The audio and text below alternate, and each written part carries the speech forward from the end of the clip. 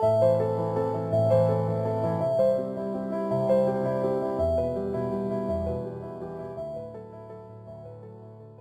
tajba, grazzi ħafna tal-li ġejtu.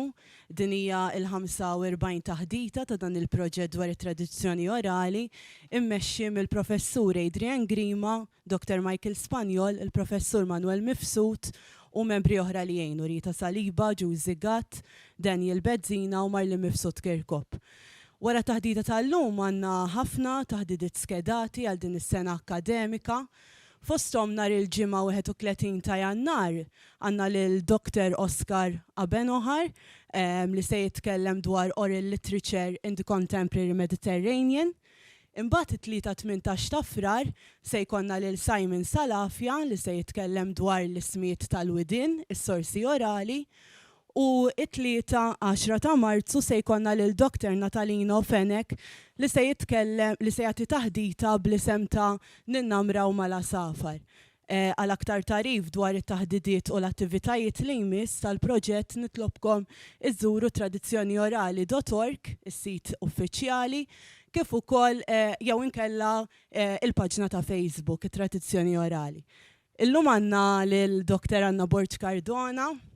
Ninsab kuntenta ħafna li laqat l-istedina tagħna li se tagħti taħdita dwar strumenti marbuta ma' ritwali u tkeċċija tal-ħażen. Dr. Anna Borġ Cardona barra li kitbet diversi artikli f'rivisti u ġurnali, kitbet dwar strumenti u l-mużika Maltija, kitbet ukoll 3 kotba dwar l-istrumenti u l-mużika ta' Malta. Apparti minn hekk,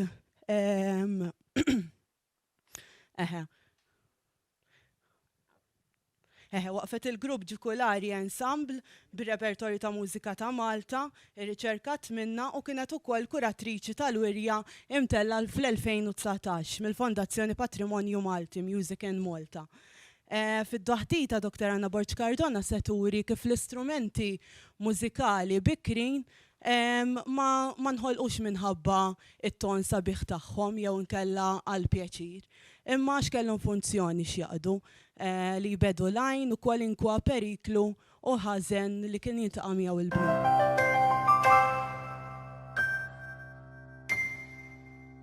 Il-kelma ħażen qed noħodha tifsira wiesa kemm jista' jkun, jiġifieri dak kollu li hu ħażin, li l-bniedem iqisu ħażin. Issa, mal-ewwel nintaqgħu ma' problema għax jekk inqed qudiemkom pjanu jew violin jew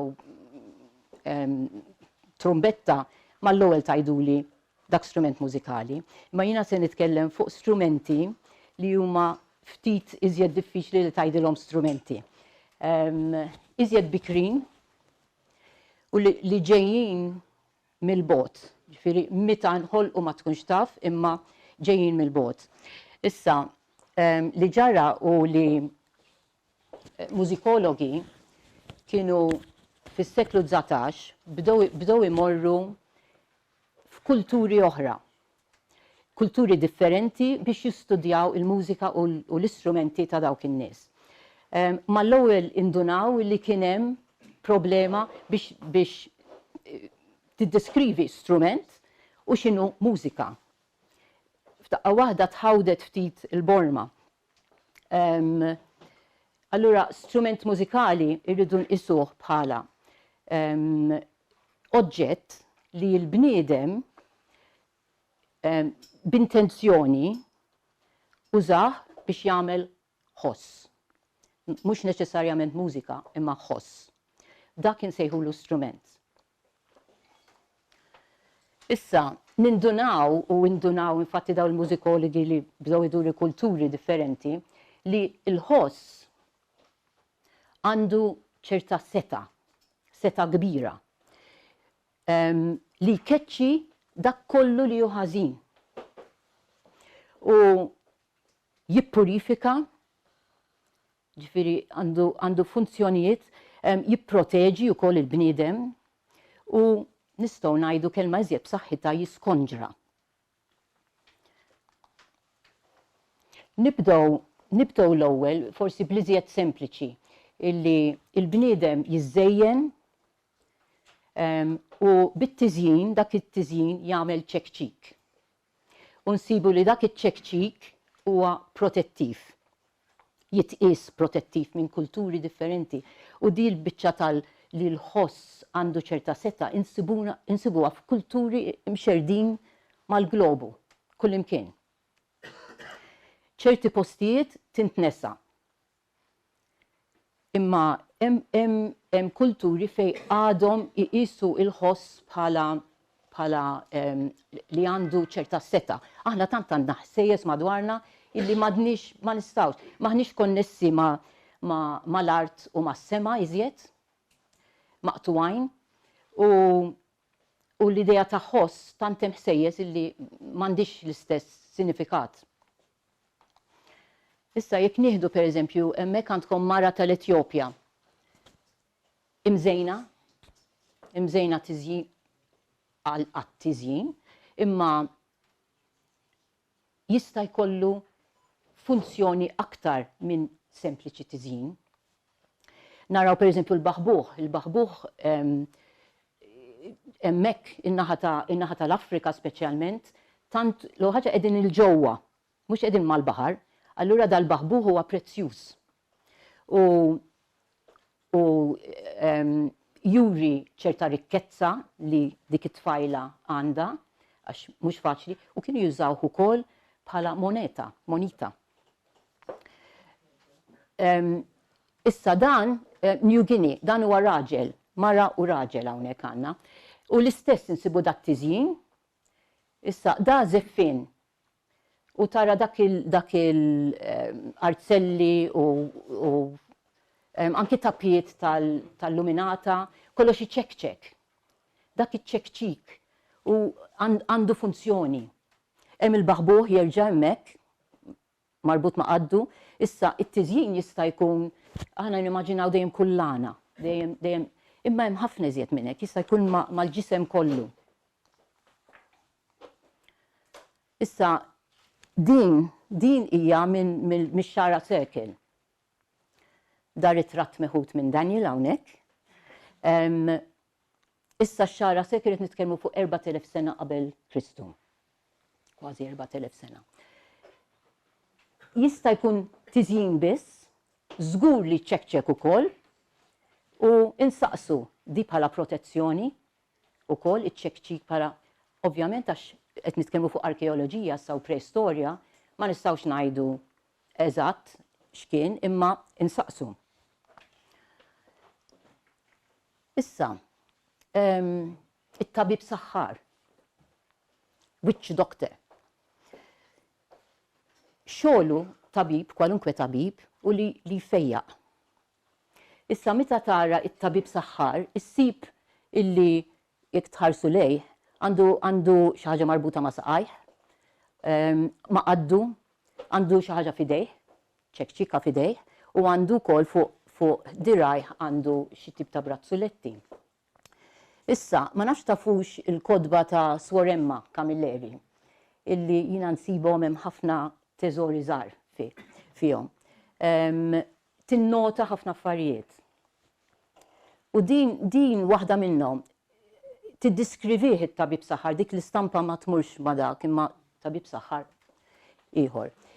Il-Kenja tiddiskrivi dan it-tabib li jkollu ħafna brazzuletti, ċekċik ieħor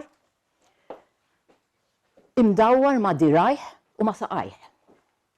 Ġifieri da meta jmur għand il-pazjent tiegħu, issa il-pazjent se jfejqu minn mart fiżiku, se jfejjaqlu wkoll mart mentali jew ikun xikun kull tip ta' mart. L-ewwel ħaġa imur iċekċek madwar il-pazjent. U dik turik mal-ewwel kemm importanti il-funzjoni ta' ċekċik.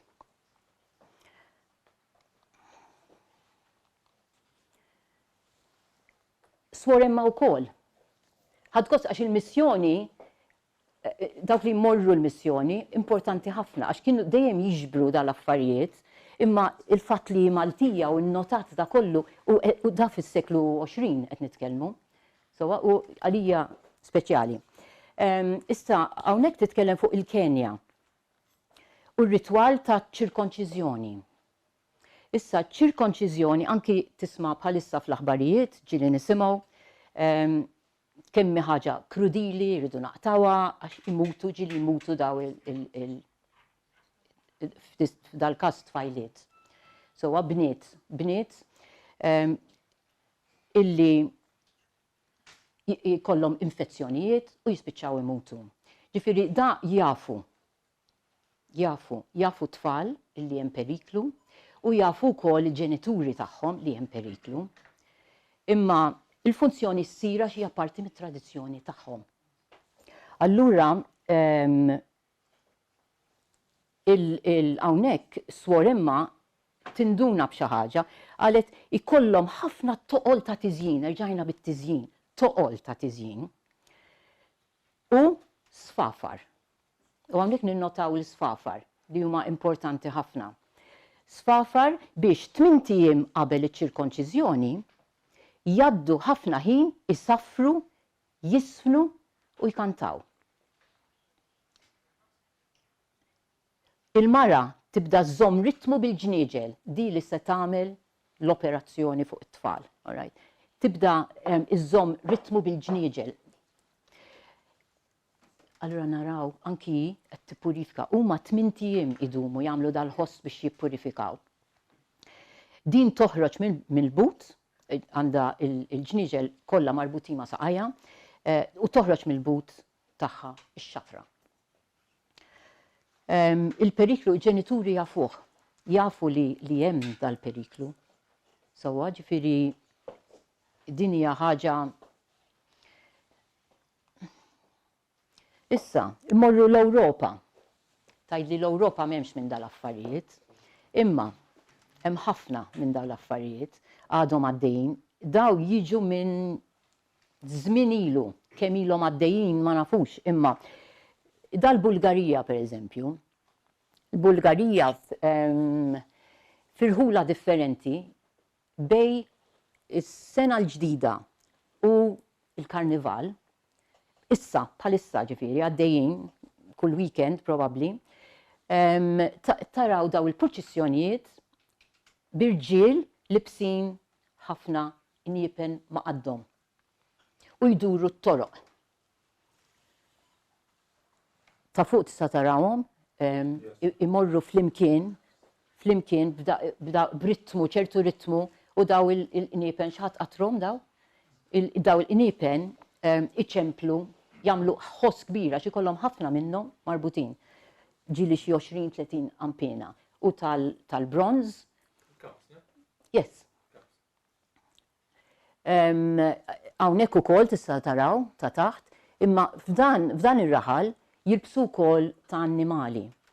Nibdew naraw il-qrun li jitfaċċaw spiss u li aħna wkoll narawhom fil-Karnival, il-qrun, ix-xjaten,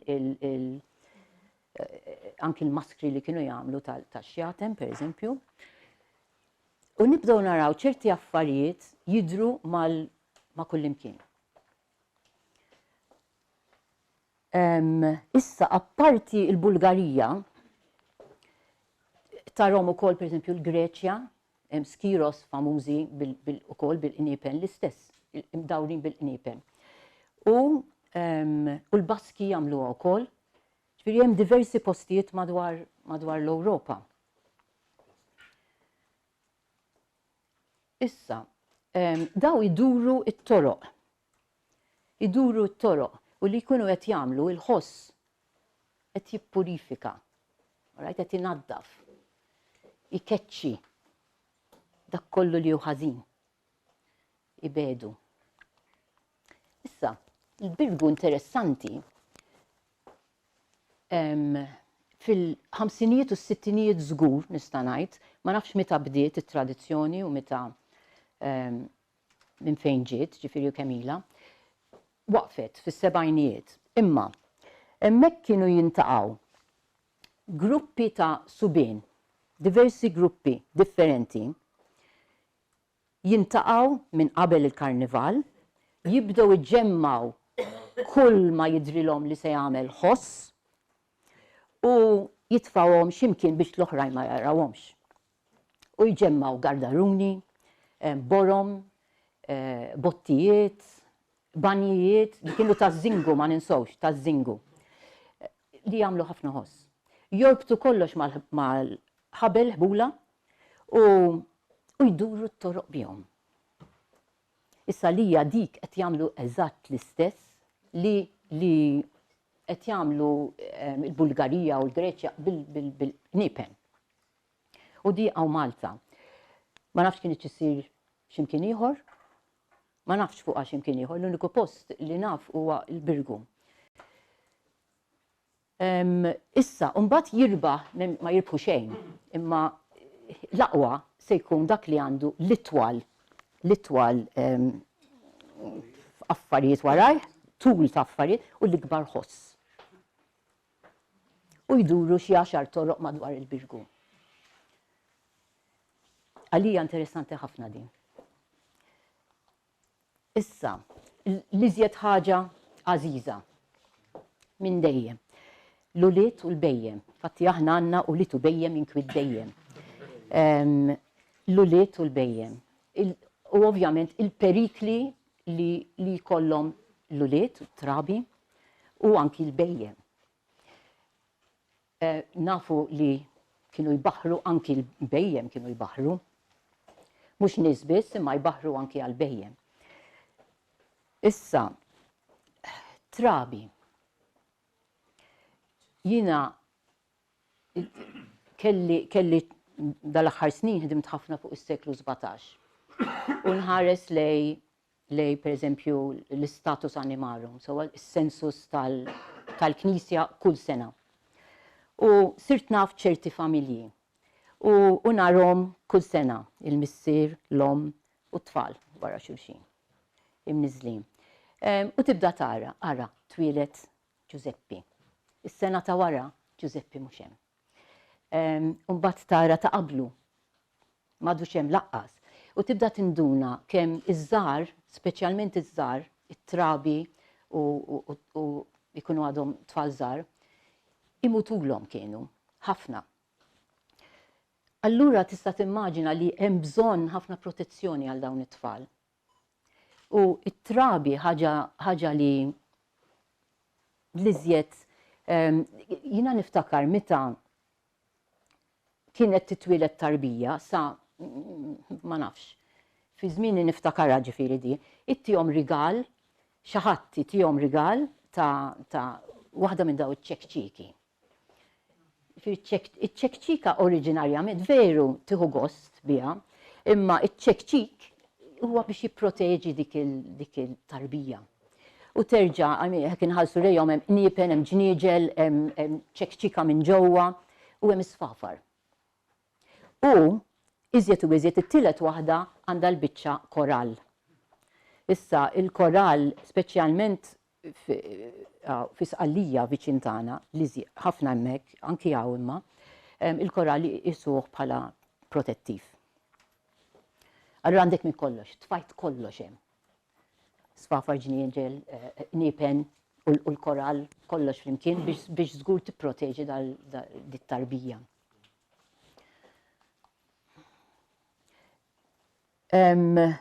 Il-bejjem, insibulhom ukoll marbut magħhom il-ġnieġel.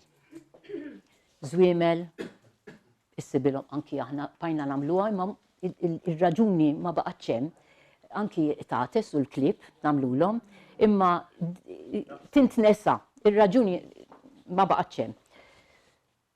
Imma daw pereżempju l-ġnieġel madwarhom iż-żwiemel għadna narawhom, għadhom hemm. Issa l-nipen, tiġa semmejt il-nipen, rajnihom marbutin mal-qatt ta' żeffina. Imma meta naħsbu nipen, naħsbu immedjatament fil-knejjes. Tant imdorjin bihom dejjem madwarna, nisimgħuhom il-ħin kollu, fil-festa nisimgħuhom sejħa l-qudies, sewwa parti mill-ħajja tagħna. Imma il-nipen ukoll huma parti mid-drawwiet tal-poplu. Issa nibda mid-drawwiet tal-poplu. Il-mos dejjem kienu jorbtulhom ampina. Hemm ħafna ittri fit-times ta' x'qed ngħid issa 200 sena ilu, 150 sena ilu. Fejn qed igergru li l-mos li jidħlu l-belt għalfejn kollha għandhom il-qampina, hemm bżonn dak il-nipen kollha waħda mhux biżejjed nisimgħuh. Hemm ħafna minn daw l-ittri jekk igergru fuq il-nipen. Imma kien hemm raġuni oħra għaliex kienu jwaħħlu daw il-nipen. Issa wieħed qal li ikollok moża mimlija ħalib, ma trix min jgħinilek. Dik diġà tgħidlek kollox. Ieħor għalli l-ilsien konna nagħmluha tal-għadma. U dik kontra l-għajn. Iżjed, qampina mhux biżejjed għandha l-ilsien issa tal-għadma, ok. Issa dak l-ilsien huwa magħmul mill-annimal stess jew mill-moża, ġifieri biċċa mill-annimal mejjed qed tipproteġi l-annimal ħaj. Allura għandek din l-għadma. U s-sansarru għandu dik il-forma kif qed taraw. Din insertajt dom tinfittex, insertajt waħda wieħed il-buskett li kellu merħla u kienet hemm għax-show jew kompetizzjoni xi tkun.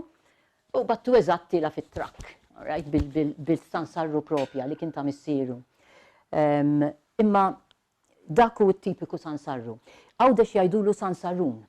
U ma konx naf fejn ġiet din il-kelma, u mbagħad kont Spanja u nismagħhom kien hemm x'tajdlu.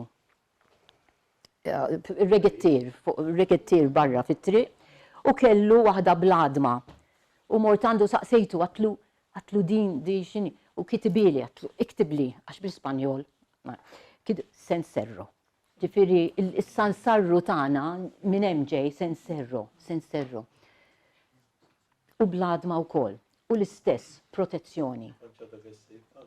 Le, ma tantx għadek issib, infatti domt ħafna infittex biex rajdik.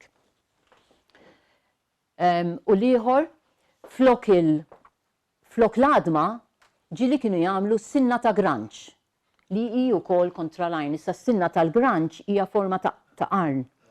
Ġifieri għandha sinifikat ieħor. Issa naraw fuq il-qarn.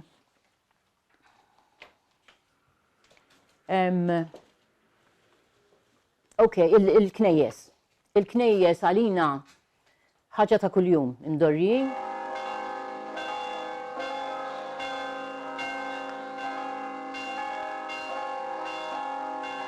All right. Anyway, il-nipel nafu. You make your point. I make my point. And how? Issa, interessanti li il-nipen in funzjoni sħiħa, ritwal sħiħ madwarhom. Dan huwa d-berik tal-nipel ta' Santa Teresa bil-Kirkara riċenti. Bidlu l-nipen, ġabu ġodda u kien hemm id-berik. Issa meta jbirku qampina, di issa mamudija ta' tarbija. Ituwa l-isem, sowa jbirkuha. U hemm ċertu ritwal madwara kliem li jgħidu, issa jien ma sajtx insibhom bil-Malti, imma sibthom bl-Ingliż u ma xtaqx naqlibhom, nippreferi nħallihom hekk kif huma. Sibhom bil-Malti kieku għamilthom bil-Malti. At its sound, let all evil spirits be driven afar. Etikeċċi l-spirti. Right? Let thunder and lightning, hail and storm be banished. Il-maltemp, tempesti. Let the power of your hand, naħseb power of your hand ta' Alla, naħseb jiena. Let the power of your hand put down evil powers of the air. Arax seta, causing them to tremble at the sound of this bell. Ġifieri malli din il-qampina, iċ-ċempel, għandha dal-poteri kollha.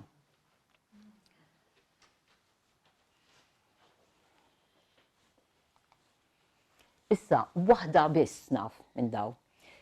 Hemm qampina li miktub fuqha ċaru tont jiena inkeċċi xjaten u nikkalma l-maltemp. Miktub fuqha.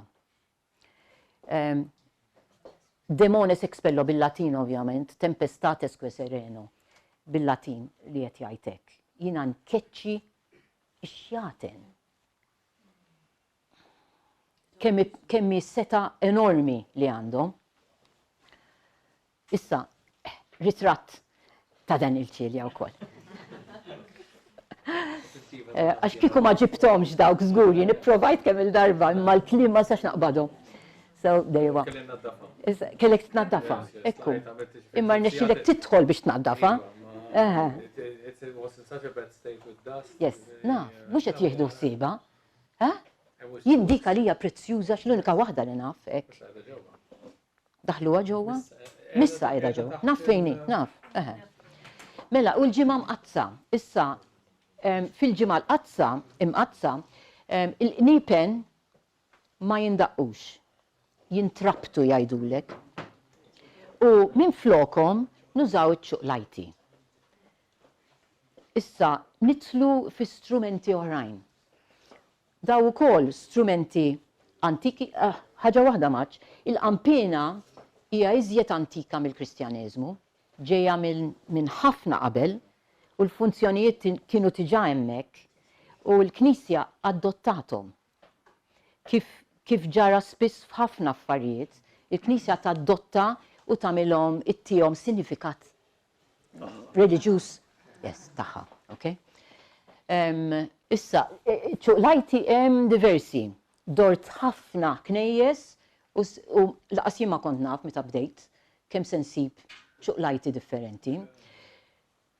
L-ewwel waħda ta' Birkirkara, jiena minn Birkirkara allura dik, imma ma kontx nafa x'kienet dejjem fuq il-bejt qatt ma alla volja smajta qatt ma kont rajta.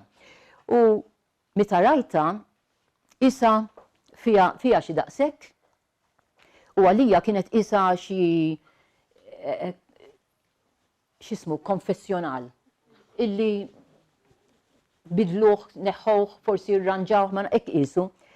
Kaxxa għolja bit-toqba fuq u trid iddawwar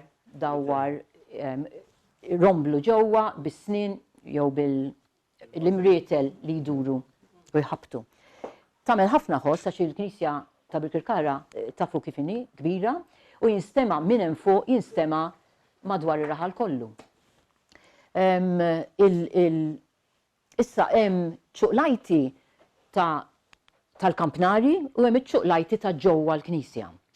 Ta' fuq il-kampnari ovvjament kbar biex jinstemaw mar-raħal, imma ta' ġewwa jintużaw ħamis ix-xirka flok il-qampina huma ħafna iżgħar. U dawk ġeneralment idaħħluhom ġol armadju fejn fil-sakristija u iżjed protetti. Ta' fuq ma tantx. Rajt ħafna minnhom niżlin biċċiet u ma jagħtux kasom bat jispiċċaw għax ikunu fuq barra. Din għalmenu ta' Birkirkara idaħħluha ġo kamra. Meta jlesti joħorġu għal-ġimgħa mqazza u jerġgħu idaħħluha. Issa hawnhekk qed taraw sketch ta' wieħed li ġie Malta l-1867 u di isa dik marbuta monqu. Probabbli l-belt għax donnu il-kampnar ta' San Pawl, donnu, u jgħid grinding Judas's bones. Ġifieri waqt li qed idawwar dik, u x'inhu Judas? Judas f'moħħna dak li qal qatel il-Ġesu. Allura x'qed jagħmel? Qed jeħles minn dak li qatel il-Ġesu, qed jaffeċ l-Adam tiegħu. Il-sinifikat ta' daw iċ-ċuqlajti saqsejt ħafna nies u hemm ħafna idejat differenti. Min jgħidlek ġejjin ir-Rumani, il-ħoss ġejjin ir-Rumani għal Ġesu. Oħrajn ma nafx qalu li ħafna affarijiet differenti. Imma din pereżempju oħra illi qed jafġu lil Ġudas. Sewwa ikissrulu l-Adam. Issa ċuqlajti oħra. Dik oħra tal-Kampnar li għaw ħafna minnhom. Dik li jorejtkom ta' Birkirkara, sibt bħala ħal-balzan imma qiegħda biċċiet mal-art u ħallija kien hemm bħala issa suppost li jirranġawha imma għadni ma rajtix. Imma daw forma ta' salib hemm ħafna iżjed minnhom. Ta' żejtun, ħażebbuġ, gargur, hemm ħafna minnhom. L-imsida wkoll. L-oħrajn huma dik tal-imdina infatti, issa l-oħrajn huma żgħar ta' ġewwa l-Knisja. Żgħar tal-idej. L-waħda dak it-tip ta' strument għandna wieħed żgħir ħafna magħmul mill-għadam fil-Roman Domus. Jekk tmorru tistgħu taraw eżatt. Sewwa, ġifieri dik it-tip ta' ċuqlajta li kull manda biċċa fin-nofs u żewġ paletti. Wieħed kun dak tal-imdina tar-Rabat dak tilef biċċa. Għandu ġifieri tnej biss, imma kienet hemm għax hemm is-sinjal tagħha. L-oħra magħmula kollha tal-injam tinduna daw tal-injam kompletament. Din tal-arp għaw ħafna iżjed oħrajn bħala wkoll. Magħmula mill-injam kompletament, meta ngħid kompletament anki l-imsiemer huma tal-injam, illi m'hemmx musmar tal-ħadid pereżempju tal-injam, u l-antiki ovvjament iżjed għax ma kinux jużaw. U kif inhi magħmula ġifieri anki dawk il-partijiet kif jidħlu ġo xulxin ftit inġenjuża. M'għandek bżonn tuża msiemer, ma kollox tal-injam, kollox jidħol ġo xulxin. Minn ċott, infatti, tagħmel l-ewwel waħda u mbagħad tieni waħda fuqha, tagħmilha fil-post. L-aħħar waħda dik ċuqlajta wkoll, jekk iddur il-belt, il-knejjes tal-belt, issibhom kollha minn dat tip. Ma tantx sibt iżjed minnhom ħlief ħallija. U ħallija għandhom waħda antika ħafna bħal din. Issa, kien hemm Ġeżwita, mhux Malti. Kien hemm Ġeżwita Taljan, Bonanni, illi kiteb fuq l-istrumenti fis-seklu 18. U jsemmi din iċ-ċuqlajta illi m'għandix tintuża jgħid. Ma missix tintuża għax fiha l-ħadid. U dawk jirrappreżentaw, iċ-ċuqlajti jirrappreżentaw is-salib ta' Kristu. U għandhom ikunu magħmulin biss tal-injam. U l-fatt li hemm il-ħadid saħabbata.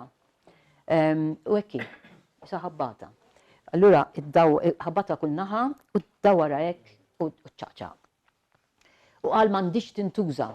Ovvjament baqgħet tintuża mis-seklu 18 u għadhom hemm fil-knejjes tal-belt għadhom hemm u ta' ħallija wkoll. Issa, kont se nsemmalkom ma nafx se nieħdu qata'. Baxxilu ftit, Daniel. Be prepared. Di ta' ħażebbuġ. Din is-salib, forma ta' salib ta' ħażebbuġ.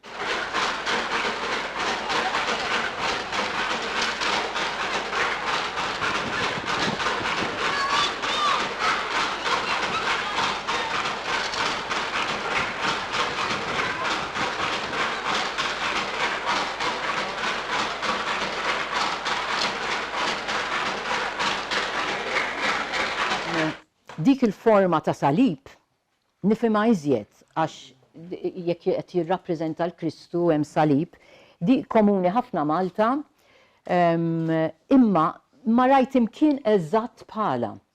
Spanja għandhom forma ta' salib imma ma taħdimx bħal tagħna. Tagħna għandna imrietel f'kull spazju, jew imrietel jew biċċanjama, u meta ddawwar bil-manku idur is-salib kollox li vojt ġewwa u kull martell jew injama jaqgħu jħabtu u dak huwa l-ħoss li smajtu. Bħala eżatt ma rajtx. Spanja għandhom dan it-tip ta' salib. Mela, iċ-ċuqlajta tintuża ħamis ix-xirka, il-ġimgħa l-kbira, U fil-għaxija l-ġimgħa l-kbir fil-għodu u wara nofsinhar il-funzjoni tat-tlieta. Dawk klużi biex imorru għal-funzjoni tat-tlieta. Flok il-qampina. Umbagħad daqshekk għax mal-glorja mbagħad tindaq il-qampina terġa'. Mina li ħalaxa waqt il-ħilġa l-proċessjoni issa, fejn hemm il-purċos, ma maġġara. Fejn hemm il-proċessjonijiet saru iħallu għaddejja, imma saret mechanized, mhix blidej.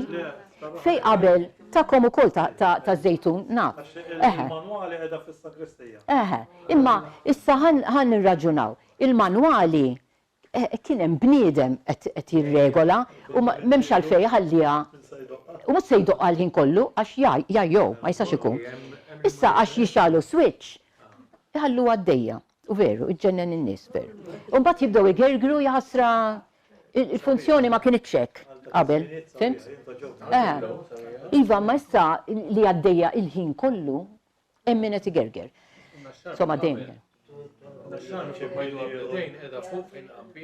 Il-naxxar, prova niftakar, is-salib għandhom ukoll.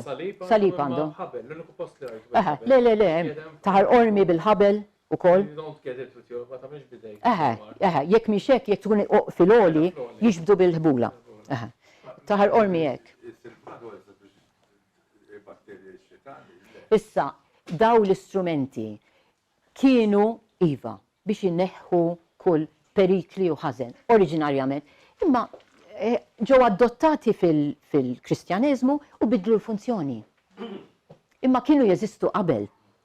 Għalhekk qed ngħid ġifieri aħna mbagħad il-Kristjaneżmu adottom u ibidlu l-funzjoni. U fil-każ din, jgħidu li qiegħda apposta biex iddejja n-nies. Biex iddejja. You're not supposed to be happy. Eżatt. Tajba, u kiżjed. Monotonija żgur. Because it's not a nice sound. Smajta ta' bil-kirkara. Ok, all right. Issa, il-karnival, tiġa il-insemmi il-karnival. Karnival huwa perjodu bejn ix-xitwa u r-rebbija.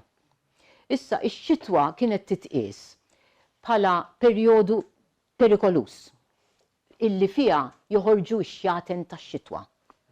Kien hemm ħafna biżat. So, il-bniedem kellu daw il-biżat.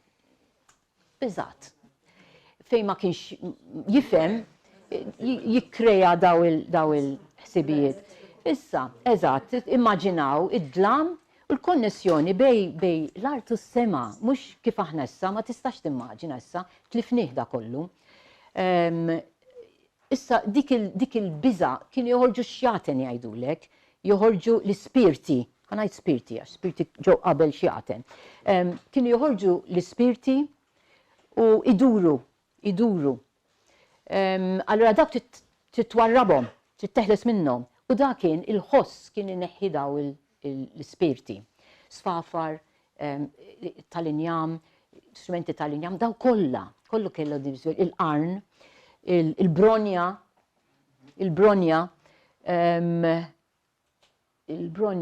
ma nafx kont se ngħid iżjed se nsemmi xi ħaġa oħra, imma daw l-istrumenti biex ngħidlek elementari, right? Li bebbuxu tal-baħar, qarn tal-barri.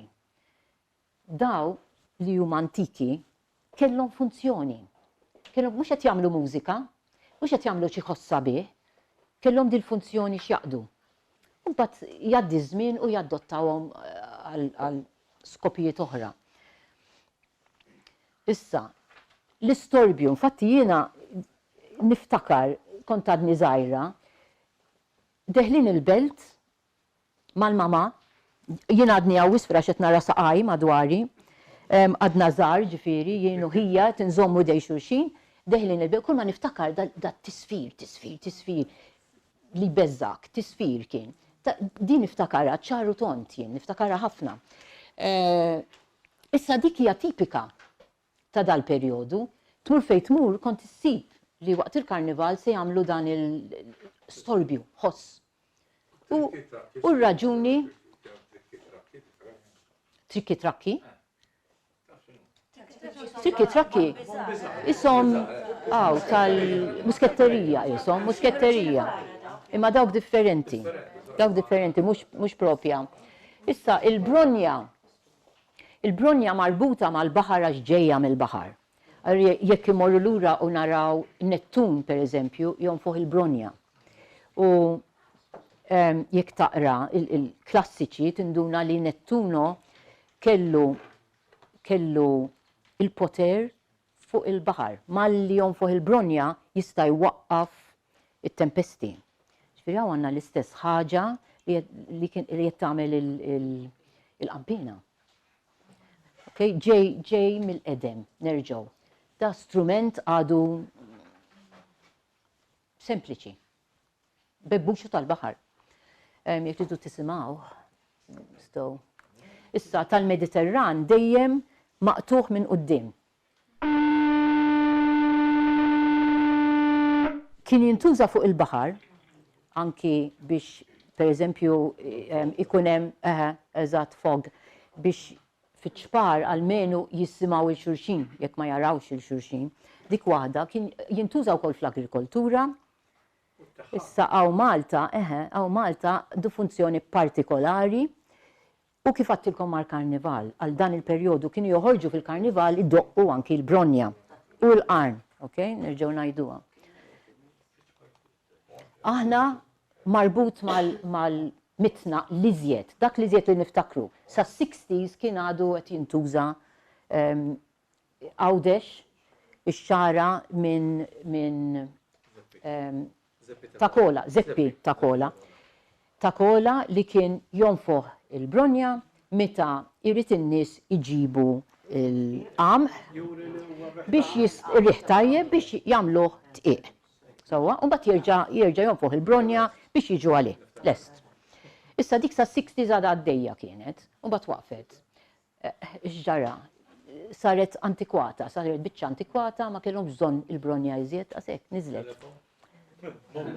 Anki fuq il-baħar m'għandek bżonn bronja, għandek GPS u l-qawx tajdilhom mhux GPS x'isibli. Jagħmlu fuq, imma ma jużawx bronja, L-istess ħoss, eżatt, l-istess ħoss. Yes. L-istess ħoss tagħmel infatti.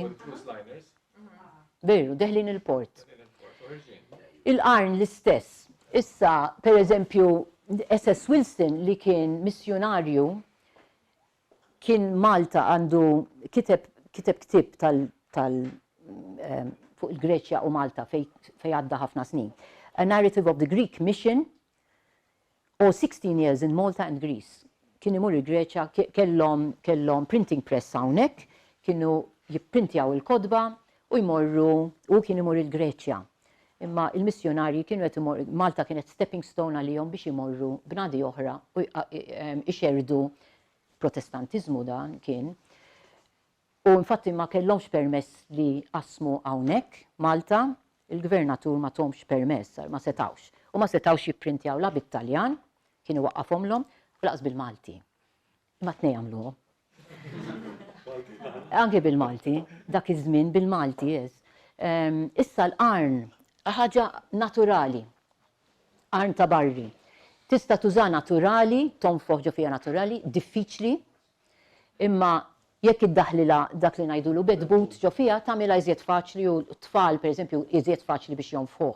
U dan kien jintuża kien iddendel ma' l-irġiel u n-nies u jonfoħ fil-karnival. Storbju, x'għandna issa? Għandna sfafar tal-plastik, għandna xi trumbetta, daw l-affarijiet xorta tal-plastik.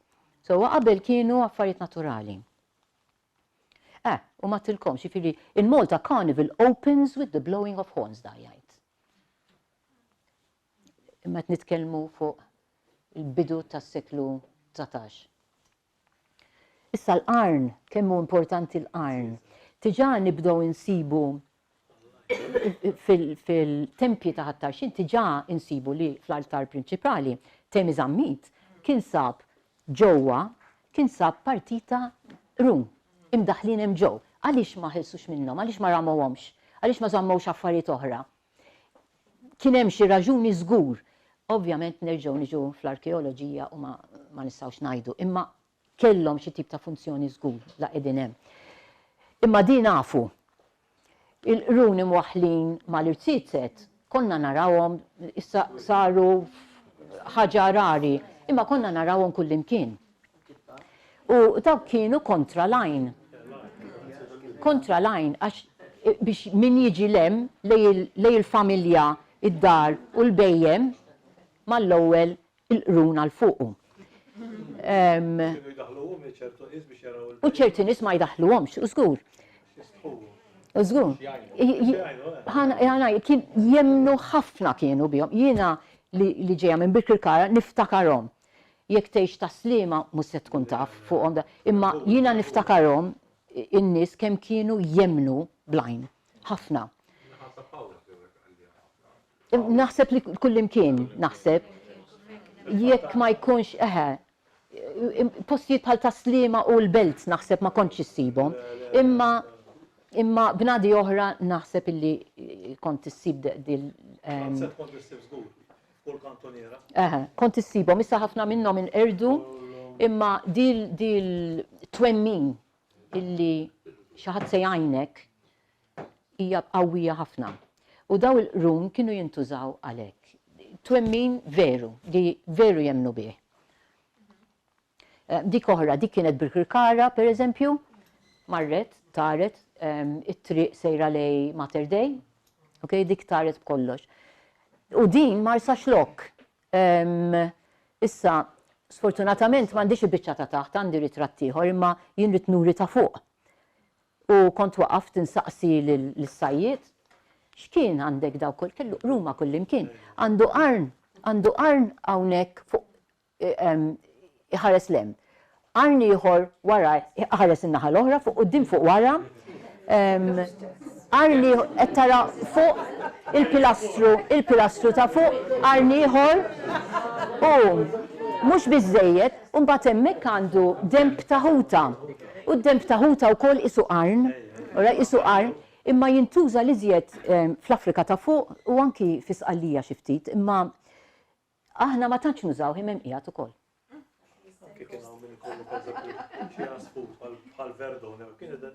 Id-dendillu l-qrun, yes. Imma jemnu ħafna biex ma jisru. Jiena ngħidilkom oħra.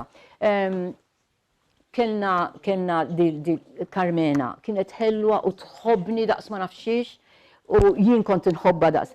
Imma darba tila karm, xajna jizbieħ għanda il-neputija.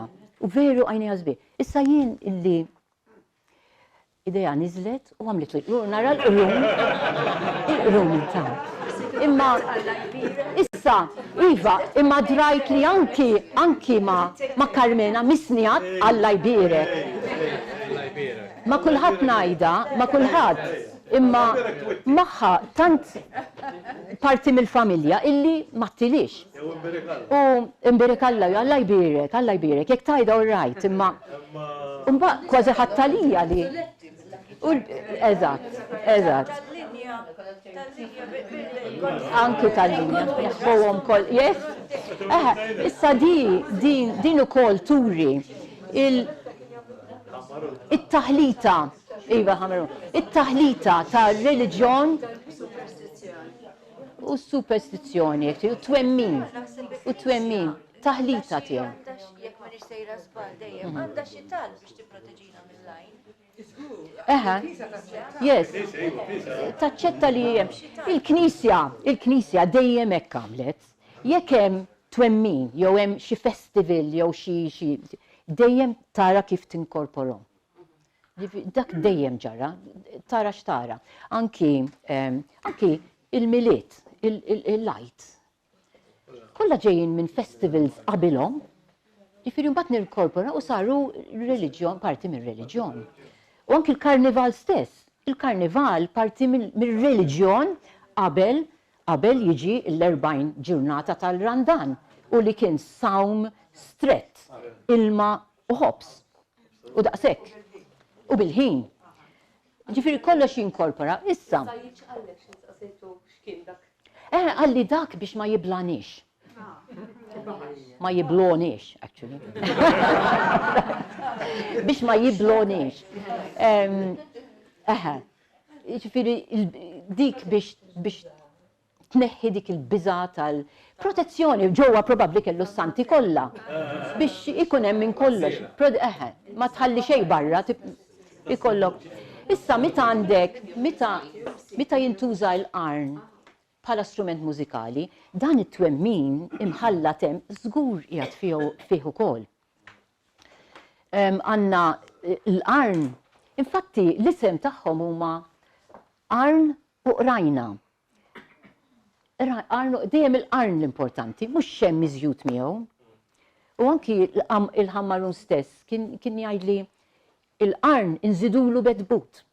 Il-qarn inżidulu qima, dik jgħidula qima bil-taswaba u bedbut. Ġifieri l-ewwel il-qarn l-importanti u żżid miegħu. Ħaġa oħra, il-pizzi li hemm fit-tarf tal-qarn dawk ukoll ġejjin mill-qedem sow. U kienu protettivi, dik parti mill-protezzjoni. Ara dak kollu qiegħed iva l-pizzi tat-tarf. Għax qishom ħalq. U hemm strumenti infatti li għandhom jagħmluhom forma ta' ħalq bis-snin. U daku l-istess ħaġa. U dak di l-aħħar waħda hija parti mill-qarn li nżidu maż-żaq. So ġifieri qiegħda fiż-żaq ukoll. U l-ħammarun kien qal li meta jekk tneħħi l-qarn, jekk ikun hemm xi problema tneħħi l-qarn u tużaħ. Double protection. Issa, ir-rabbaba jew żafżafa. Issa, da l-istrument bl-Ingliż friction drum. Mamul jew tal-fuħar, jew xi bott, jew ġilda fuqu u biċċa qasba marbuta fin-nofs. Nafu isemmuh l-ewwel darba De Soldanis, l-ewwel li semmih. Vassal li semmih ukoll bħala rabbaba. Issa Għawdex per eżempju, in-nadur isejħulu rabbaba. Boba. Imma hemm postijiet fejn ma jafux li sem rabbaba jsejħulu żafżafa. Intkom żafżafa. Intkom żafżafa u bnadi oħra. L-istrumenti li qed tintuża. Issa, għaliex? Għaliex joħroġ fil-karnival dal-istrument? Għax imbagħad tistaqsi domandi għaliex fil-karnival? Għax dak huwa strument li kien jintuża, issa mhux Malta, imma meta daħal, kien jintuża fl-Afrika pereżempju bħala strument għall-inizjazzjonijiet tal-subien isiru irġiel u l-bniet isiru nisa.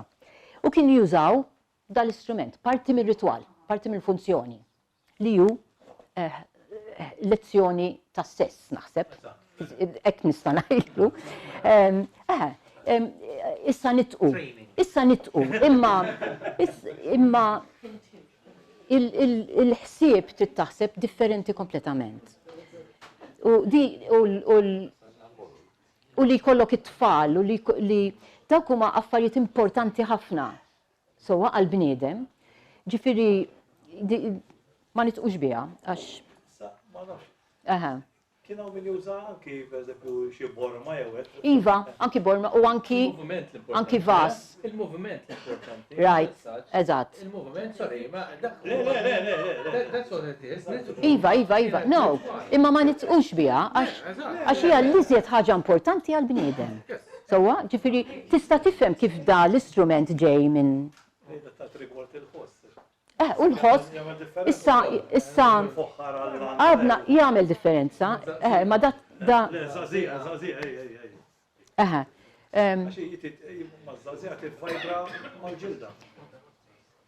Issa għanna żewġ ismijiet, m'hemm xejn li hu ħażin, it-tnej tajbin, fl-1800 meta kien? 38 għandekun. Ta' meta kiteb Badger, George Percy Badger, 38, semma li l-istrument għandu żewġ ismijiet, tiġa. Issa De Soldanis isemmi rababa u Vassalli isemmi rababa. Ġifieri żafżafa ma semmawiex. It-tnej li huma. Imma jista' jkun li dal-istrument daħal minn banda u minn oħra, jiġifieri tnejn jista' jkun, ma nafux ġara. Imma l-fattu illi hemm żewġ ismijiet u l-ismijiet m'hemm xejn ħażin. Għax rabbaba hija wkoll strument tal-korda. Issa, dak l-istrument tal-korda De Soldanis isemmih ukoll. Hemm ftit differenza rababa, imma l-istess. Ġifieri jeżistu it-tnejn. Jiena lija li żjed importanti hu rababa għax hemm iżjed konnotazzjonijiet, infatti ngħidu zabbaba, sewwa nbidlu hemm qiegħda. Mhux hekk? U Spanjoli zambomba, l-Ispanjoli jgħidulu zambomba. Okay, ġifieri hemm qegħdin kollha. Imma ovvjament aħna m'għandux li. L-isem jagħmel ma' sound għax tagħmel forsi dak il-post. Kont se ngħid. Le, ma naħsibx. Ma naħsibx. Kont se ngħid, da tipiku, da l-ħoss huwa ikraħ, ma nistax ngħidlu mod ieħor, ħoss ikraħ. Imma da kellu funzjoni u daqshekk. Kellu funzjoni dal-istrument u qed jaqdi dik il-funzjoni. Ġifieri maħniex infittxu ton sabiħ. Iva. Naf, jas. Franz. U missieru qablu. Issa, di taffaxxinani u jekk tibdew tħarsu ma tispiċċaw qatt. Di pittura ta' Peter Bruegel 1559. Issa, għandek naħa waħda l-karnival u naħa l-oħra il-randan. Karnival u randan, żewġ affarijiet opposti. Xtara l-istrumenti qegħdin fin-naħa tal-karnival. Ma jidħlux hemmhekk ix-xjaten dik in-naħa. Infatti l-istrumenti tal-korda huma miqjusin tax-xitan. Tal-korda, meta ngħid tal-korda jridu jkunu jew kitarri jew dak it-tip, mhux violini. Violini aċċettati fil-Knisja. Kienu jdoqquhom minn dejjem fil-Knisja. Imma joġġezzjonaw għal kitarri speċjalment u l-luts ukoll, l-out. Kienu joġġezzjonaw għalihom, kienu ħafna imma terġa' iva. U hemm storja twila. Ma jaċċettawhomx u l-iżjed għax l-ewwel ħaġa kienu ikantaw jew jannu bil-Malti ma' daw l-istrumenti. U l-Malti ma kienx aċċettat mill-Knisja għax isu Arbi, dik ħaġa waħda li tkanta bil-Malti.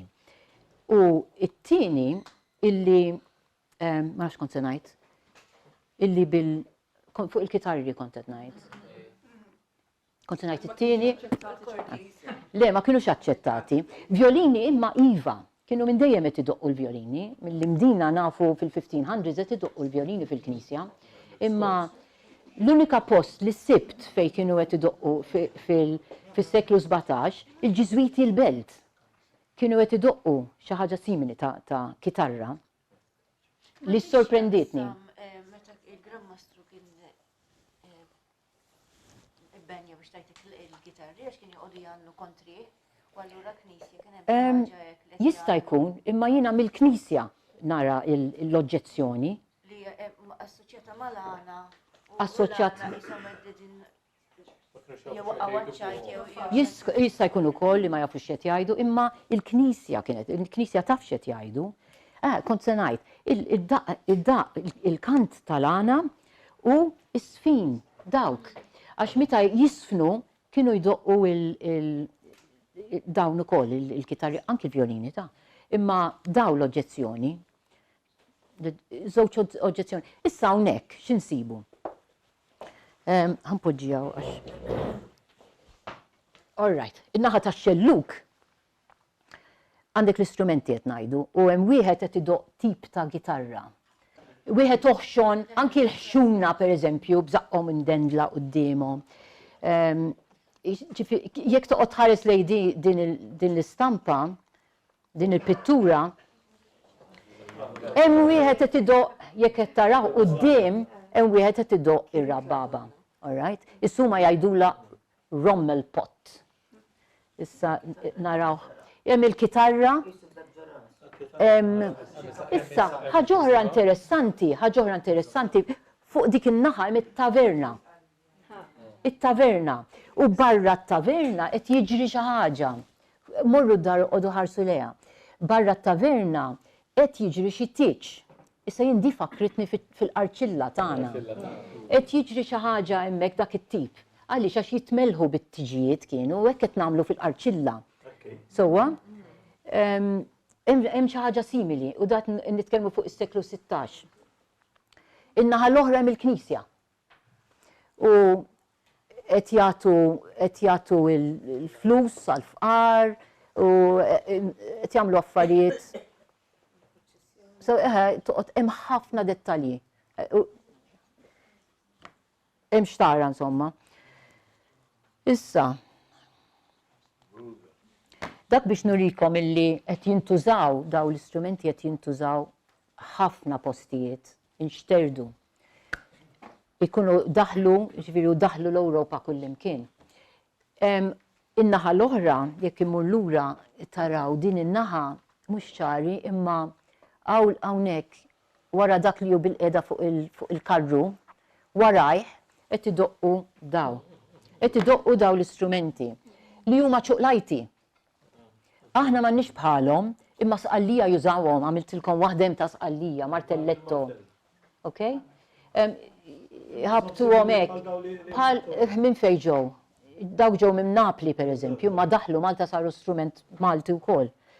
Imma hemm tara ċuqlajta in-naħa tar-Randan. Hemmhekk ir-Rommel pot, rajt iż-żafżafa tagħhom tal-fuħħar tara u l-qasba jew x'inhi, ma naħsibx li qasba dik probabbli biċċa stikka. Għax aħna nsibu l-qasab, forsi huma ma sabux il-qasab faċli kif isibni aħna. Imma inni ma naħseb, issa taraw il-ġild. Issa jista' jkun li dik il-ġilda hija mtaqba. U aħna de Soldanis jiddiskrivih hekk. Jiddiskrivih bil-tidħol u toħroġ ġifieri il-qasba. Jista' jkun fatti qed iżommu dritt. U ġewwa jkun hemm l-ilma. U naħseb li din hija dak it-tip li de Soldanis ma baqax tiżisti hawn. Tbidlet. Imma anki fi żmieni tbidlet, qed nara tinbidel. Issa dawn huma fuq ix-xelluk waħda ta' kollezzjoni privata fejn hemm wieħed qed idoq simili tarawh seklu 18. U hemm fuq hemm l-arċilla, parti mill-karnival. In-naħa l-oħra in-nadur. Fejn qed idoqqu baxxejtlu Daniel. All right. U għaw qed idoqqu, hemmhekk qed tara hemm xi 3 rabbobi u hemm tnabar li iżjed importanti huwa l-ħoss. Mhux il-melodija, imma unfortunately ngħid, il-recording tiegħi jaqbad il-melodija u qed tisma' inqas daw l-istrumenti ma jinqabdux daqshekk. Fuq li kelli jien ma kienx tajjeb. Ħanisimgħu.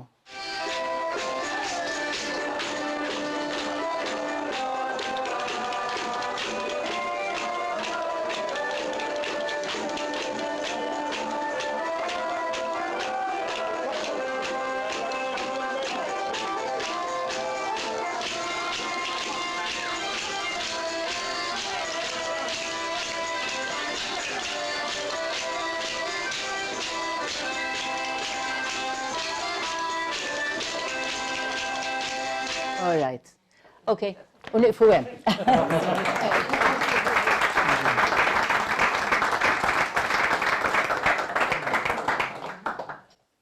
Jekk hemm xi domandi, jirrispondu. Jew saqsejtuhom diġà kollha on the way. Ma nafx għal-mikrofon.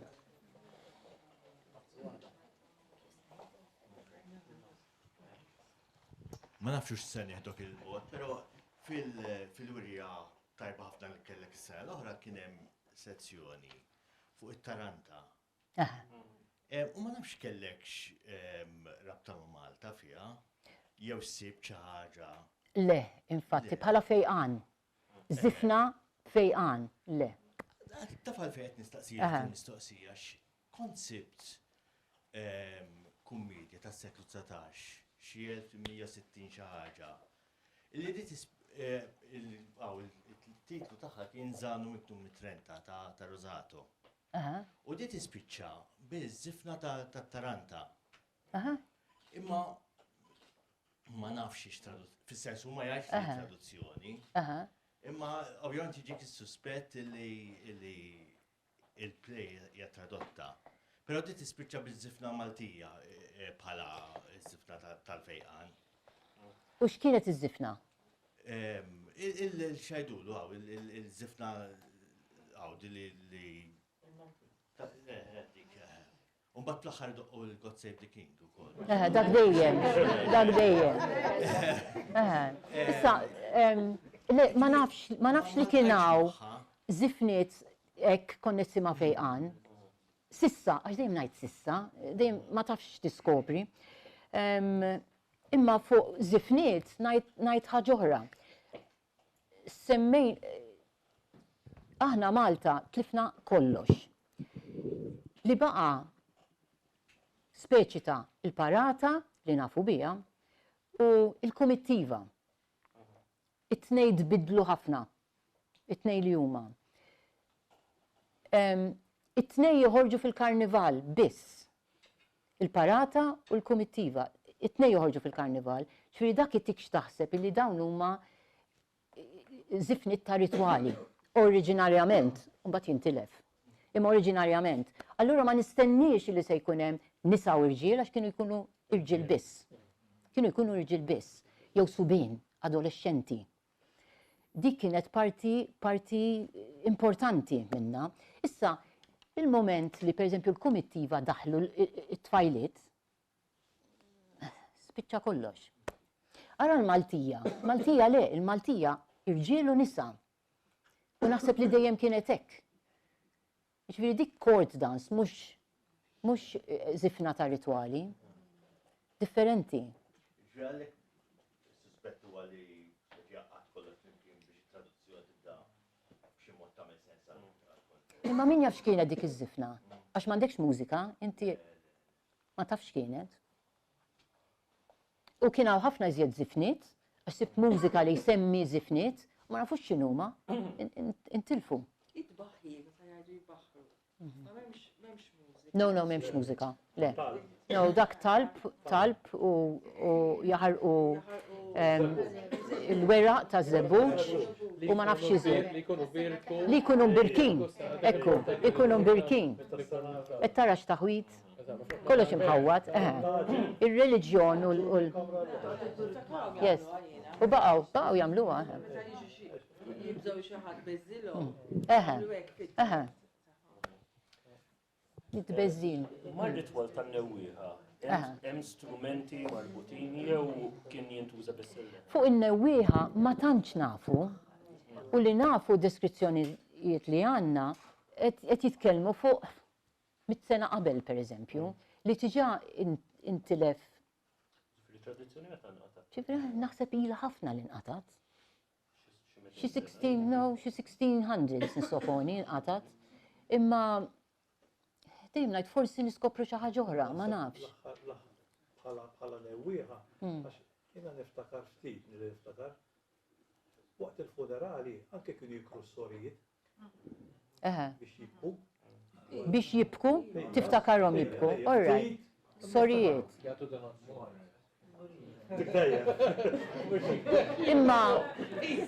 Imma ċal, jibku jajtu jibku jew biex ikunu hemm Anke, per eżempju, jina żejtun niftakar. U jitolbu.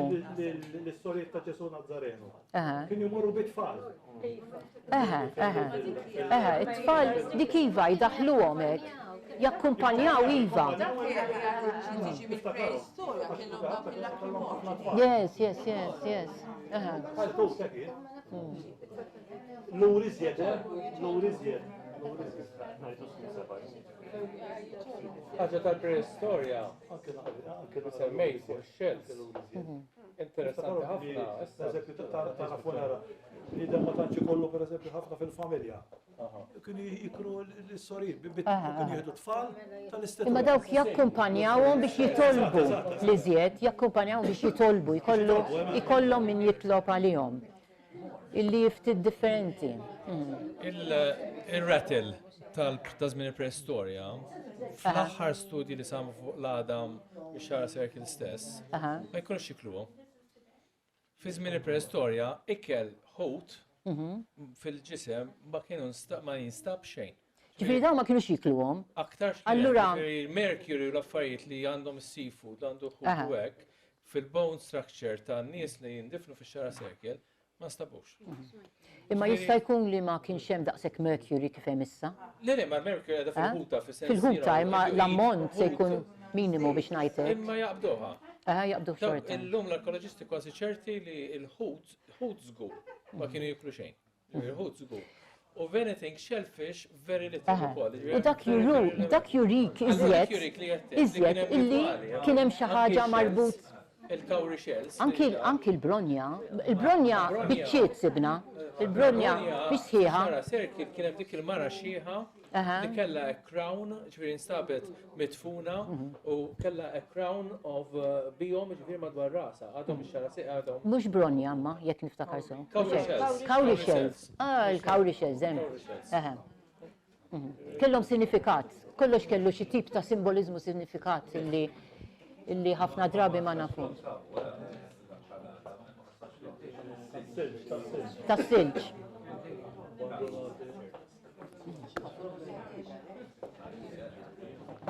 Kienu jistaduhom żgur. Għala storbju f'ritwal reliġjuż sa forsi 4-5 snin ilu San Franġistra darjal il-belt għall-irxoxt. Veri, għala pandemonju sħiħ, nofs it-tfal tal-inħawi jinġabru u kull ma jistaw jisabtu. Daniel, inti tiftakar f'tis-snin ilu tajna. Yes, konna tajna jitlamu wara l-artar. L-istatwa wara fenomenali. U pandemonju sħiħ.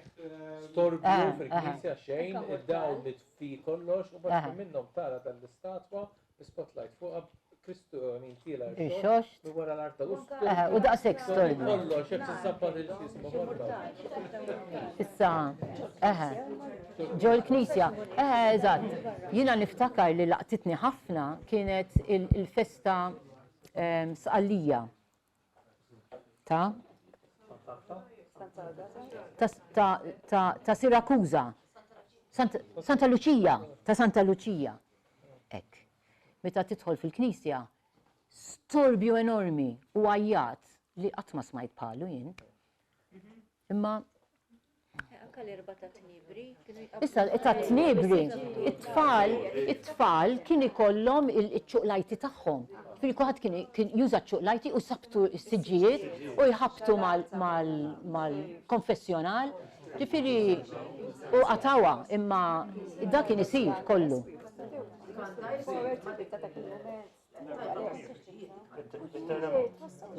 Ta' siġijiet? Terremot, dik oħra, li terremot. Le, ma dik iċ-ċuqlajti tal-ġimgħa l-kbira. Jew l-erba tal-erba. Ta' tnibri.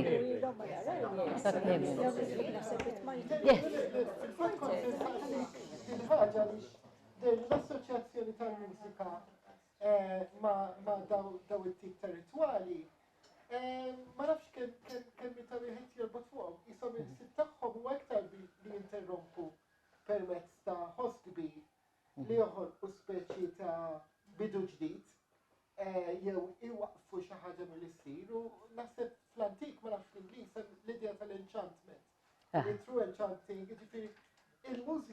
hija assoċjata wkoll ħafna mal-maġija. Mentri fil-fatt naħseb dawn huma ġesti li jinterrompu dik il-mużika. Imma jekk qed jinterrompu kif qed tajt int, naħseb dik l-idea oriġinali. L-istorbju l-importanti. L-importanti l-istorbju. U li bekk tkeċċi l-ispirti. Allura tintraba tiżjed ma l-idea antika tagħhom. Id-drawa li semmejt tal-Birgu li kienu dak il-ħafna lanet jiġibru ħafna u biżet ma jagħmlu storbju iżet. Well, I mean, għadna ftit remnants ta' ħafna tiġijiet. Veru, yes. Wara l-karozza, might have come from there. Jista' jkun veru. Jista' jkun.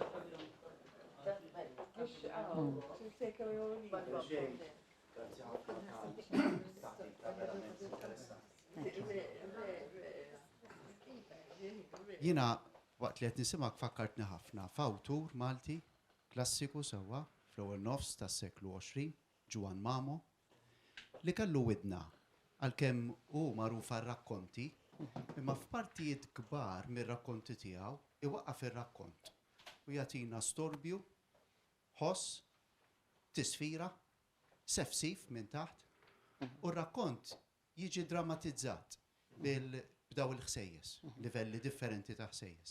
Se nsemmi 3 episodji li huma marbutin ħafna ma dak li kont qed tajt. Wieħed huwa l-Qampina, f'waħda mir-rakkonti il-novelli tiegħu, rakkonti l-qosra tiegħu, isemmi da xjenzat li kien jeżisti vera, għadna ma nafux tal-lum kif ġab l-informazzjoni fuqu, li kienet jagħmel esperimenti biex jipprova jbassar it-temp. U meta jiġi hawn Malta, minħabba it-temp tipiku Malti, isib Malti ieħor li jgħidlu inti ma tarax, jgħidlu aħna hawnhekk għandna twemmin, aqwa mill-erf tiegħek. Tiġi Malta mbagħad bix-xita, li ieħor ibassaraw jgħid seddum daqshekk, imma dal-Malti jitla fuq il-bejt, jaqbad qampina u jibda jdoq. Proset. Illa li x'kien hemm id-drawwa lill-qampina u hekk fakkart meta kont qed issemmi l-qniepen marbutin mal-temp, kien hemm id-drawwa li il-ħoss tal-qampina ikeċċi il-maltemp. Bis-satiriżmu tipiku tiegħu Juan Mamo iġalli l-maltemp jitlaq, isħab jinferaq u l-qampina tirbaħ fuq ix-xjenza. Dak huwa l-mod tiegħu kif jiċċajta, jissatirizza s-superstizzjoni Maltija. Però Juan Mamo il-ħsejjes tiegħu ejja niftakru wkoll li l-letteratura tiegħu hija mill-bidu sal-aħħar onomatopejka, ġifieri mhux jgħidlek qampina, ma jgħidlek u tlin u f'sart wieħed ir-rakkont isir ħsejjes u r-rakkont ikompli bid-drammatizzazzjoni tal-ħoss. U l-allitterazzjoni li għandu kapitlu sħiħ iddedikat għalih fil-Fulitinna Navenut. Darb'oħra, Juan Mamo jorbot il-ħsejjes mal-gost, l-ikbar gost li għandna aħna l-Maltin li hu l-politika. U jaqsam il-karattri tiegħu fi żewġ naħat tipiċi tal-politika Maltija, il-lemin u x-xelluk, u jirrakkonta di l-ġrajja straordinarjament żuffjettuża bil-politika Maltija b'naħa minnhom il-konservattivi qed jemmnu li tax-xelluk fil-għaxija jtiru, jissejħu tas-setta, dak intwemmin, jtiru, u apparti li jitfawlek il-papoċċa u jekk jolqtuk iweġġawk, kienu jżengru u jżarżru fuq violin. U dan huwa forsi eċċezzjoni għal dak li kontettajt, il għaliex ejja naraw iż-żewġ episodji, wieħed biex ikeċċi l-ħażin, imma liħor il-ħoss biex jisħet il-minem taħtu waqt li wet itir fuqek, jiġifieri dal-ħoss kienu jibżaw minnu l-avversarji politiċi, illa li xal-jom kien ifisser li qed jinsteħtu minn tas-setta. Dak huwa t-tieni episodju. Imma mhux melodjus. Zarzir u iż-żarzar huwa aħna ħafna fil-Malti ħafna mill-verbi tagħna quadriletteri huma fil-fatt onomatopejċi. It-tabta, karkar, Jiġifieri nikkopjaw il-ħoss tal-oġġett li qegħdin niddeskrivu. Allura Ġwan Mamo jmur għal dal-verbi biex jiżżuffjetta b'daw is-superstizzjonijiet Maltin. It-tielet episodju huwa kif kont qed ngħid kapitlu sħiħ iddedikat mill-bidu sal-aħħar lil-ħoss. Huma il-Maltin, grupp komunità Maltija fl-Amerika, waqt li qegħdin reqdin ħsies li għam. U jiġi dal-kompożitur li jismu Mesh Mixlu. Allura Mesh Mixlu. U jibda, l-għanaf kien il-kompożitur jew dak li qed jistudjahom, ma jġibu kompożitur biex da jibda jistudja l-ħsejjes tal-Maltin inkonxi għax reqdin. Id-deskrizzjoni hija straordinarja bħala deskrizzjoni u bħala drammatizzazzjoni ta' ħoss. Wieħed il-sinu jperper, liħor xofteħ jirromblaw, liħor taħt il-mustaċċi toħroġ tisfira u jibda jikkopjom u jgħid kompożizzjoni bħal di il-kompożitur Amerikan qatt ma smajt bħala u minna jsir famuż. Dak huwa fil-letteratura tagħna fejn naħseb li għandna kittieb illi qabad ħafna mill-karattru ta' dan. ħafna. Process.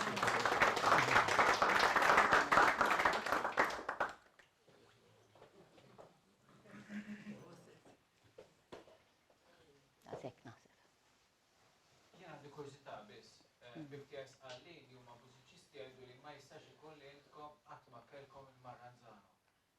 Kellna. Yes. Il-Biambo. Biambo Marranzano. Żgur li kellna. Il-Biambo li jindaq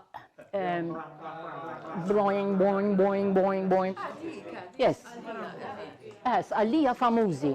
Imma Malta kellna wkoll, konna nġibuhom probabbli minn Sqallija.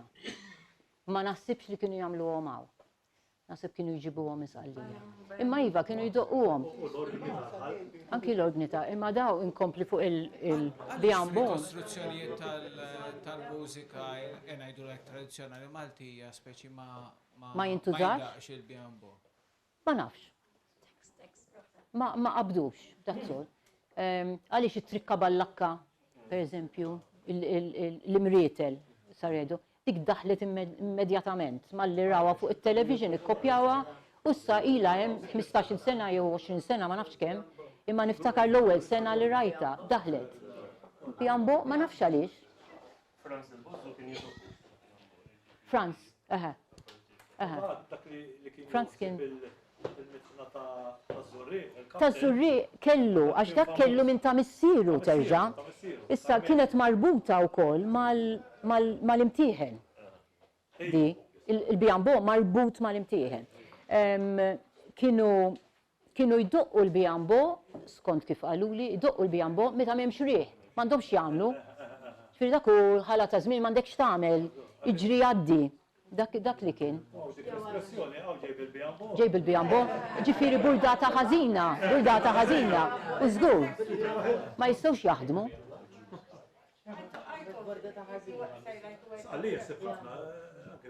Iva, popolari ħafna. Wieħed mill-istrumenti tipiċi tagħhom ta' Sqallija. I always thought that when you say Biambo, it means like somebody woke up in a bad mood. In a bad mood, eżatt. I didn't realize it was an instrument. Ija. Strument, yes. Yes. Yes.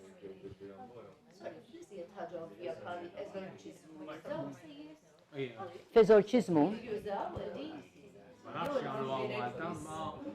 Ma nafx ngħidlek il-veru. Toħroġ spirtu minn xi ħaġa bil-vibrazzjoni tal-istorbju li tagħmel. Ġifieri jużawha wkoll. Il-Peru ġifieri mhux fil-Kristjaneżmu, ma jużawhom min għax inti l-ħoss tħossu iżarzal rek, again, il-kelma l-iżarzar fuq it-tnejn, il-pitches għoljien. Frequencies importanti wkoll.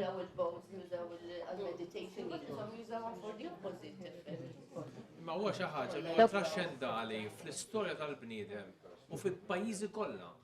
Anke li m'għandhomx Diki, pajjiżi kollha.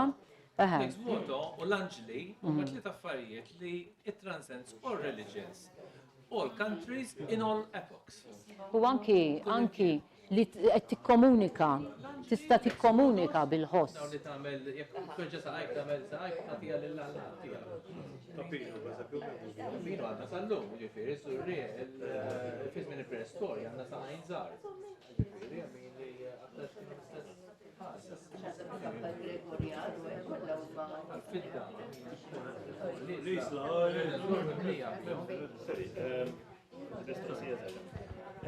Ma nafx forsi fil-kuntest Malti, jekk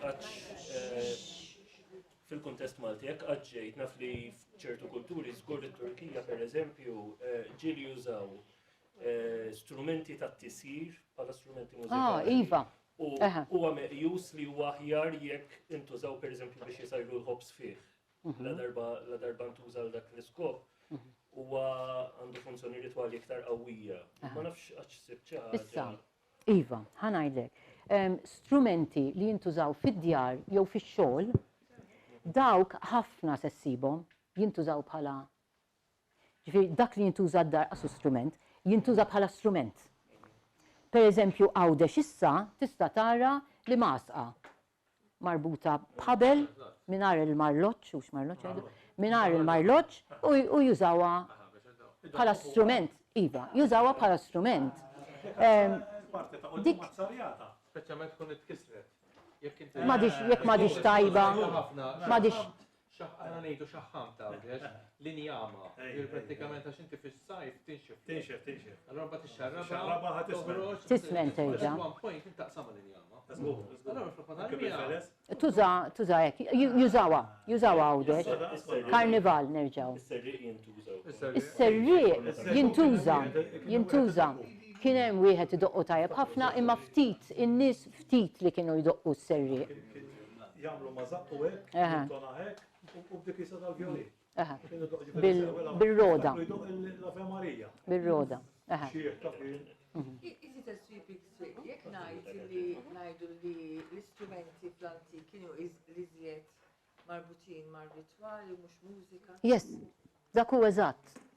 Kienu dejjem marbutin ma' xi ritwali. Ma' żmien jintilef dak ir-ritwal. Imma le, l-istrumenti kompli ġeneralment, l-istrumenti kompli jintuża perjodu tas-sena li dak ir-ritwal kien isir. Jaddi, jintrabat bħal ħafna affarijiet mal-karnival, pereżempju, ħafna li semmejt mal-karnival. Imbagħad ikkreaw strumenti ora. Ma ngħidilix qasma. Għax l-istrumenti komplow, dat tip ta' strumenti komplow għaddejjin, xorta. Imma ivventajna strumenti oħrajn. U iżjed natu każ it-ton tagħhom għax mhux għandhom skop ritwali, imma qed nikkreaw ton sabiħ. Dejjem Stradivarius, jekk tisma' Stradivarius, pereżempju, taf l-aqwa ton li tista' tisma'. Imma dik ma teżistix fl-istrumenti antiki. Jista' jkun li kif ix-xjenza kibret u saru jafu jiżjed fuq it-temp fuq hekk, ma kellhomx bżonn ir-ritwali. Ir-ritwali jintilfu infatti. Ir-ritwali jintilfu. Imma tinduna li anki hemm kulturi fejn għadhom marbutin, għadhom jagħmlu daw l-istess ritwali sissa. Għadhom jeżistu u jkollhom l-istess strumenti marbutin magħhom. Ma huma dawk il-tribwiet li huma maqtuwajn mis-soċjetà jibqgħu hekk. Ġeneralment ikunu iżjed maqtuwajn. Ma volvowx ishom mad-dinja. No, eżatt. M'hemmx progress. Progress. Eżatt. Xorti tajba. Yeah. Okay. Wieħed kavallier li kiteb fuq Malta jgħid illi ħafna minn dawn l-użenzi antiki intilfu forsi kien kavallier li tiffaħħar l-ordni. Allura qal li imħabba li n-nies il-Maltin tant kienu kuntenti taħt l-ordni illi kienu speċi easy ġifieri ħallew l-użanzi tagħhom antiki, kemm fil-mużika imma anke in ġenerali, u adottaw użanzi oħra li ġabu magħhom kavallieri. Yes. U probabbli li hu veru. Ngħid qajbi kbir imma magħmulin hekk aħna illi tagħna ma jiswix, u dejjem naddottaw il-barrani. Li hemm dawk l-erba' strofi li ġibċimkien. L-erba' strofi? Sam Priest, yes. That's right, l-anijiet. L-anijiet, it-tliet anijiet, eżatt. Yes. U qed niftakar, inti saqsejtni fuq il-strumenti, per eżempju fil-karnival niftakarhom joħorġu wkoll bil-kirkara kont għadni żgħira. Mottin bl-ixkejjer maskerati. L-ixkejjer niftakar imbeżza kont, tħares mill-Persjani. U kienu qed isabtu borom u marref tal-injam. Isiru strumenti. Bid-deskrizzjoni li għattilkom ta' strument, oġġett li intenzjonalment jintuża biex jagħmel ħoss, dawk saru strumenti. Il-borom u hekk. Allura tnabar ukoll dak biex jibbeżza imma jew biex jgħid lin-nies li ġejja gwerra. Għax ukoll naħseb għandhom It-tnabar kellhom ħafna funzjonijiet. Per eżempju, meta jaqraw bandu, idoqqu it-tnabar. Imma jekk imorru lura għal żmien il-kavallieri, meta joħroġ il-Gran-Mastru, idoqqu t-tnabar u t-trumbetti. Kienet parti mill-funzjoni ta' imma iridu jgħaddu messaġġ in-nies jew għalihom stess, huma biss ħajfhmu dak il-messaġġ. Fil-fatt anke fil-ġimgħa l-kbira. Le, qed jgħaddu messaġġ li ara kemm jinkbir bit-trombi u trumbetti bil-tnabar. Ġifieri dik parti mill jiena importanti. Kien monumenti. So dak li qed jgħid. U semmejt li jżjed? Għax semmejt il-gram it-tnabar? Il-borom li kienu jagħmlu ħafna storju hekk biex jibbeżżaw jekk ġej il-gwerra jew l-assedju. Le, daw li qed ngħid jien il-maskerati kienu parti biex jibbeżżaw dal-ħoss. Iva, għaddejjem it-toroq, naħseb dik hija simili. Għaddejjem it-toroq u dal-ħafna storbju. Issa l-assedju dik ħaġa oħra. Il-toroq meta kienu way to mux għaw bis. Kienu jużaw Vienna użawa ħafna. U naħseb beqet fil-psiki tal-Malti li dejn li ġejjin dal-istorbju kollu wkoll hija ma nafx ġejjin it-toroq l-għadu. Mat-toroq jiġifieri immaġinak qiegħed imsakkar l-isla qed tisma' dawn fuq barra. Barra l-esplużjonijiet. Fl-assedju l-kbir semgħu l-istrumenti tat-toroq huma ġejjin semgħuhom mill-bot ġejjin u tant beżaw li la Vallet għallhom, de Vallet, għallhom biex jibdew jduqqu tnabar. Biex dawk ma jisimgħuhomx jisimgħu t-tnabar tagħna. Psychological, yes. Kien psychological da t-toroq kienu jmorru b'ħafna strumenti u kienu jbeżżaw. Issa fost l-istrumenti kien hemm tip ta' oboe, xon, illi kien jajjat ħafna għadhom jużawh. Jajjat ħafna. U dak jinstema, immaġin għandek ħafna minnhom, u ħafna tnabar, u trumbetti. Il-ħoss li kienu jbeżżaw, kienu veru jbeżżaw. Issa, sfortunatament, ma ħallux strumenti warajhom, sa fejn naf jien, ma nafux bihom, Vienna ħallowhom warajhom u telqu. Għadhom hemm. Għandna dal-eċċa. Iva, li juri l-istrumenti, ekku. Intimidating u kif. Yes. Użgu, il-beza.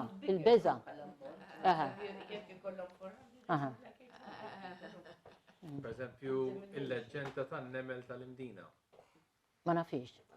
Il-nemel. Il-nemel tal-Imdina. Meta kien hemm dak l-attakk minn wara fil-Great Siege, fis-sens li pratikament kienu rekku il-Torok, at one point attakkaw il-Kastilja għatew il-Sengla fl-istess ħin, il-Kavallieri u l-Malti ma setewx jittefentu tnejn u kien waqa' niżlu biżwiemel u marru l-Marsa, ħarqu kollox hemmhekk ġifieri kien hemm il-pazjenti u hekk, u bdew jgħidu li wasal is-soccorso. Mustafa ħaseb li ħajjeħel bejn it-tnejn, u dak il-ħin li kien rebaħa, pratikament irtira. Dan xi mar lura l-Marsa minn duna dawn kienu ġast xi sitt irroħ li niżlu mill-Mdina. Dawk in-nemel. Le, għal daqshekk issa għadha mmurru l-Mdina u neqerduha. U x'intelgħu l-Mdina bdew jisparaw fuqhom, xi daqgħu l-isra kemm għandhom kanuni, kemm għandhom armamenti li ġad jisparaw fuqna mill-bot. U għamlu a kind of beqgħu eżatt il-bot minn fejn u bdew idoqqu dawn jingħad li bdew idoqqu dawn l-istrumenti biex jeddu l-nies tal-Mdina. Kif kienu qegħdin hemm u bdew jagħmlu t-tinet, hemmhekk it was a clay slope. Skont Stephen Spiteri, it was a clay slope li aktarx dawn x'ibdew jagħmlu dawn il-bum bum bum kien hemm in-nemel taħt u daħarġu għalihom. Ma qatt ma smajta din. Daħarġu għalihom. Tajba din. Bħal qalu anke n-nemel speċi dawn ġew magħhom. U jekk titaraw l-Mdina hemm niċċa għadhem sal-lum il-Maltin aħna imbiċilli għax din mill-Great Siege veru ma saret barokk. Edha hemm qed taqa' biċċiet. Look at it as you go and gaf. Ġifieri qabel ma hemm dik id-dar hemm isa villa edha waħedha. Intu tiela rabat, għal ma tix In-naħa tal-lemin, yes. Intu tiela, edha barok bidluha ġifieri, imma għadhem mid-data 1565 fuqha. Dik tibkom omara din fejn waqfu t-toroq. U jgħidu li l-lum il-science, sort of, li aktarx użaw ċaqal u l-art. Għamlu, le, bl-istorbju. L-istorbju. Anki n-nemel dejru. Tajba. Tajba. Nemel nobli. Dan il-ħsejjes kienu jintużaw biss biex jiskonġraw to banish jew to summon as well, jekk per eżempju mhux qed tagħmel xita, kienu jintużaw ħsejjes biex isejħu x-xita? Il-bronja kienet tintuża għalhekk, ma sibx li kienet tintużaw Malta sqallija naf. Bil-bronja kienu jsejħu x-xita għax di kienet strument tal-ilma. Allura kellha l-poter fuq l-ilma, naraw minn Nettun diġà. Ġifieri dak il-ħsieb baqa'. Hemmhekk naf li kienu jonfħu l-bronja biex jattiraw ix-xita, hawnhekk ma nafx. Ma nafx li qatt. Imma dak li niftakru aħna ma jfissirx li m'hemmx qabel u anki waqt li kien hemm dal-ħsieb. Sa fejn naf jien le. Ġast biex waqfu il-ħażen jew il-potenzjal ta' xi ħażen. Yes. Li naf fuq ix-xita wkoll pereżempju li kien hemm ħafna purċissjonijiet li kienu jsiru. U tista' jiena ħdimt fuq is-seklu 17 ħafna. U tista' tara il-snin li ma kien hawnx xita. Għax hemm kienu jagħmlu purċissjonijiet ġejjin u sejrin, so għall-Mdina, Rabat, ġili marru sal Mellieħa. Le Malta da. Iva għadna.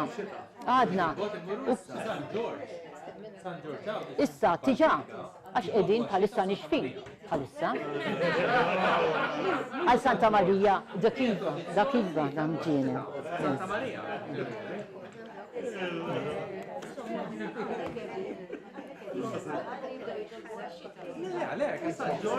Eżatt, veru.